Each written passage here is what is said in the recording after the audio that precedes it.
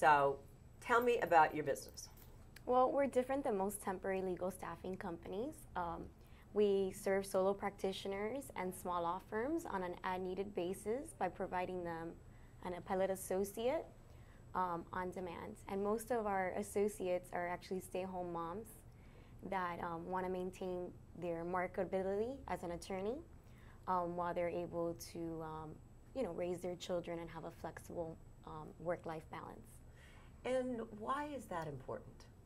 Well, for me, it's important because I used to work at a law firm quite some time ago, and great experience in the law firm, but my coworker had just had a child, and she was trying to balance being a great attorney and tending to her child by breastfeeding. And so she would try to breastfeed in the office, and often in time they would walk in on her mistakenly. And I thought, wow, this is really a hard situation for mothers and potentially men or fathers. And so I thought, well, there has to be another way.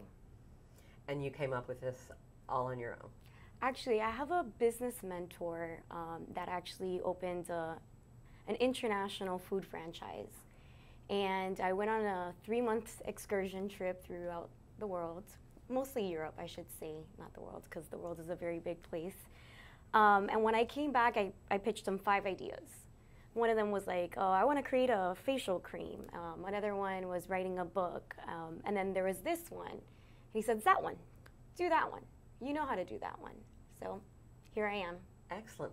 Now, can you talk about one of your cases that you've dealt with that's been that you can talk about?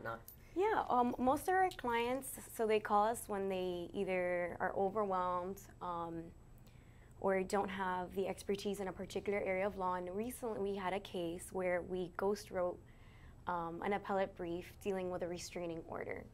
And we noticed an issue that had not been raised but could still be raised on appeal. And it was a fight between an uncle and the nephew, the aunt and the nephew regarding the ownership of a home and a business.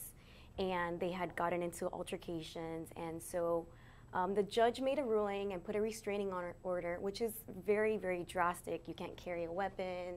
There's a lot of implications. And so we went before the appellate court and we asked them to reverse it on a due process issue.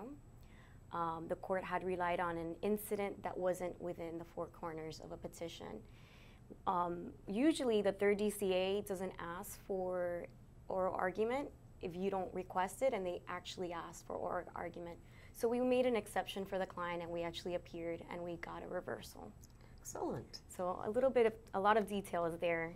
I saw my first 3rd DCA oral argument just 2 weeks ago. Did you? It's nerve-wracking. You're in front of a panel of 3 judges, and it's like they're above you. Yes. So it can be challenging.